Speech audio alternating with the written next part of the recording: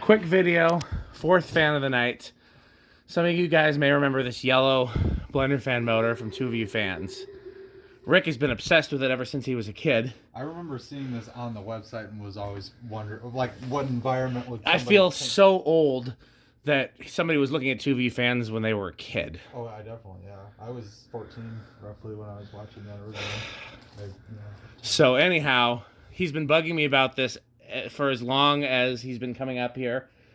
And I said I would look for it. Found it. It was locked up and loosened the bearings with WD-40. As you can see, that it is going to not... This would be a 100% candidate for bearing replacement. But we're going to see if the coils are still good.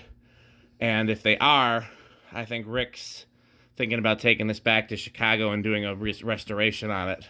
Of course, he wants to restore it in yellow, and I'm like, absolutely not. Honestly, I would probably keep it how it is before restoring anything. And if I was gonna, once you wanted it back, then I would restore it the right way. Okay, well, let's just go over here. So we want to make sure the lamp is on. Yep. Turn the lamp on. Okay, you ready? I'm ready. Turn the kilowatt this way, so we can look at it. Oh, nothing's plugged in. Plug the test rig into it. Okay. Oh, it's not plugged in over here. Oh. I was like, nothing? I wasn't expecting nothing. Oh, it's drawing the correct current. A little low. That's on low. But it's got no load.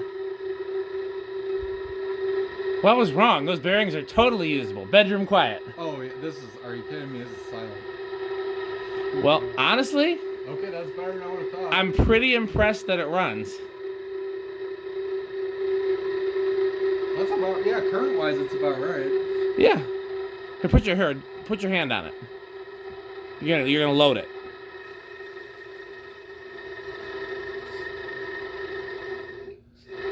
Yeah, you can lock it up.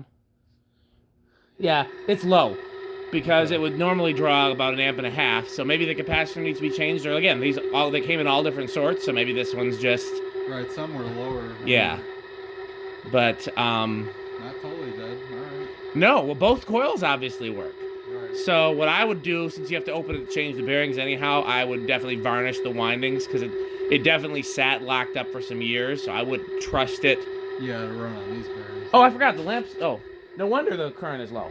Oh, lamp's on. Should we try it with direct current even though? Sure, why not? 1.34. It's a little closer. Do me a favor. Hold it with your hand. Okay.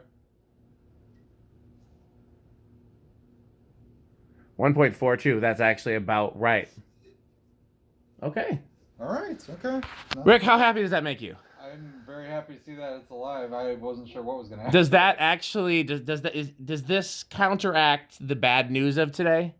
I'd say so, yeah. I dropped my SMC. I wasn't gonna tell the people. They can know. I dropped it's repairable, but it needs repair. Yeah, I've just screwed it up. But anyway, this is really cool to see it work. Now, honestly, Rick, now I'm kind of itching to find the second one.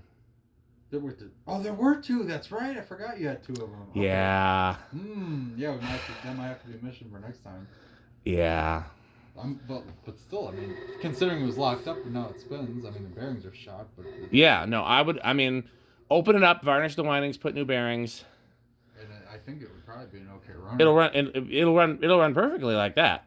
Yeah. And it has the canopy, it just doesn't have blades or brackets. Right. If you can find it, I mean, blades. We can get somebody to cut some out of wood that are the right shape. Right. Brackets are the issue. If you spot any on eBay, let me know. They need to be the older blenderfan style, not the newer ones like those. Right, the ones that are not just the flat pieces. Yeah. So this is the newer style here. They're both stamped, but these are like there's a pattern stamped into them. Yeah, there's like you get this kind of. And does Pete have any of the older ones over here that we can compare? Probably not down here. I don't see anything, but you guys know what the older ones look like. It's a flat sheet of. Closer to these Fasco ones, actually, but I think the hole spacing is different. Let's just see, because Fasco parts are a lot easier to come by than Emerson parts. Hole spacing is a hair different. You could always drill holes in the brackets to make them fit.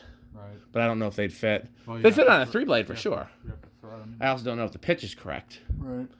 But Okay. Remind me, where did this come from again? It was out of an auto shop? So I used to live in my first apartment was it's kind of where the bus transfer station is now on West Badger Road in Madison, Wisconsin. Okay. At the intersection of West Badger and Fish Hatchery Road, about a block and a half from my apartment, there was like a Jiffy Lube type place. It wasn't Jiffy Lube, but it was that type. It was just a service station that mainly did oil changes and quick fixes. And whatever it was, their trademark colors were yellow and white because the whole building was painted yellow and white. And I'd always kept an eye on it because I saw, ever since I'd ridden past as a kid because it was on my bus route when I was a kid, that I lived there, I always saw their blender fans inside. And happened to be driving past as they were tearing down the building. Like they had the wrecking ball right there. Drove up on the lot. I had $20 cash in my pocket, or maybe it was 10. I know it was a $10 bill. It was either two $10 bills or one. And I said, "Can you pull the fans out for me? I'll give you, this is all the cash I have. Can you pull them out?" And the guys were willing to do it. They pulled them out. They no longer had the blades. One of them, somebody had fabricated. Here, hold the camera, and I'll show you. I don't think you want that. Okay, fine. This camera's seen worse. Okay. Somebody had fabricated some blades. You remember those shit Menards industrials that predated the current ones that kind of look like tats? They fabricated some industrial blades on it like this. Wow.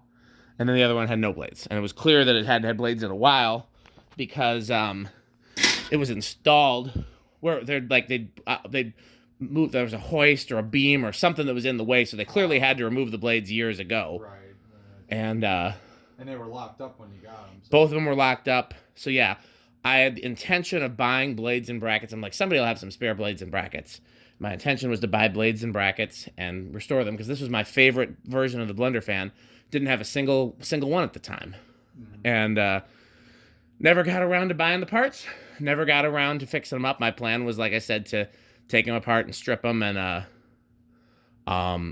varnish the windings. And worst case scenario, my thing was, okay, maybe the motors are shot. I'll take the flywheel and put it on a 4-blade one and make my childhood version.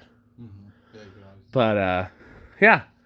So it's really cool to see that it works at all. I mean, I didn't know what was going to happen, to be honest. Even the capacitor is probably all right. Even the capacitor is good, although I would replace it once you have it open because having sat for so long, those old oil-filled capacitors. They usually will go short. And like I said, yeah, exactly. But yeah, no, I mean, again, it's not bad.